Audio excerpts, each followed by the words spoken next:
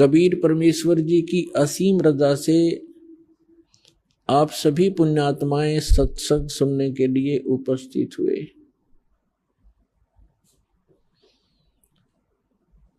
प्रथम तो इस प्राणी को मानव शरीर मिलना सुदुर्लभ है।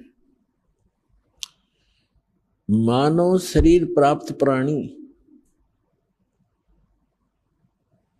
एक बहुत ही पुण्यकर्मी प्राणी होता है और मानव शरीर दो प्रकार से प्राप्त होता है।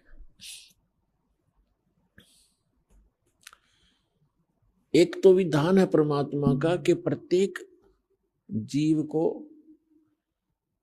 एक टर्न वाइज कर्मानुसार, यानी एक साइक्लोन बना रखा परमात्मा ने, एक चक्कर बना रखा है कि कैसा ही भी प्राणी क्यों ना हो, 84 लाख प्रकार के प्राणियों के शरीरों में अनेकों यातनाएं भोगने के उपरांत एक मानव शरीर अवश्य प्राप्त होता है।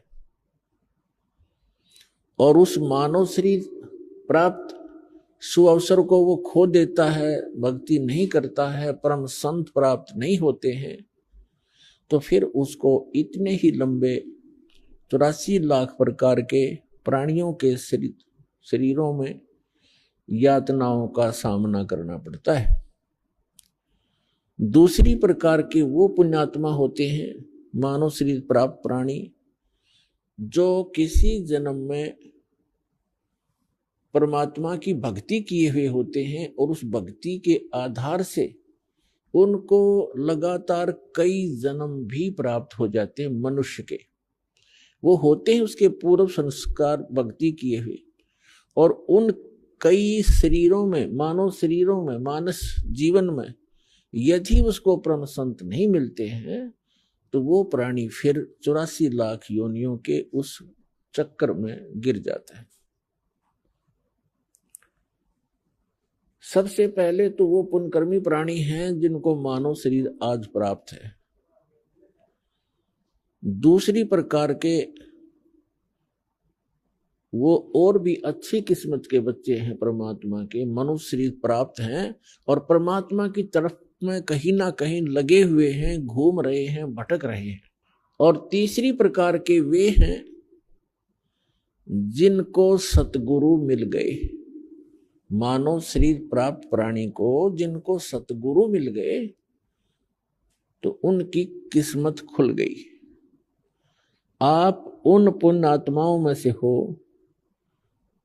आपको मानव शरीर प्राप्त है और ये दास एक सतगुरु के रूप में आपको प्राप्त हुआ।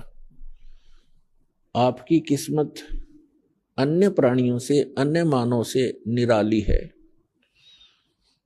अंग्रेजी के अंदर गुड, बेटर, बेस्ट, ये 3 प्रकार के शब्द प्रयोग होते हैं एक अच्छी वस्तु के लिए, अच्छे जेंटलमैन के लिए। तो आप जी उस बेस्ट क्वालिटी के किस्मत पुण्यकर्मी प्राणी हो, किस्मत वाले हो। आप जी को यथार्थ भक्ति मिली और सत्य साधना, सत्य ज्ञान और वो सत्य साहेब यानी अविनाशी परमात्मा, ये तीनों वस्तुएं, तीनों पदार्थ आपको सहज में प्राप्त हुए।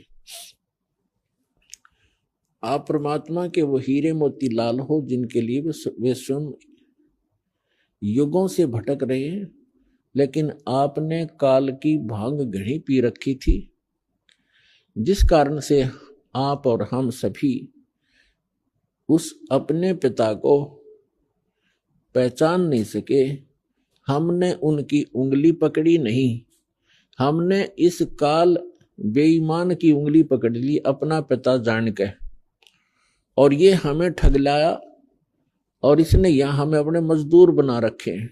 और ये ऐसा ठग है, इसने हमारे को इस त्रिगुणमयी माया की भांग पिला दी, और जब तक ये नशा हमारा उतरेगा नहीं तब तक हम अपने परमपिता को पहचान ही नहीं सकते।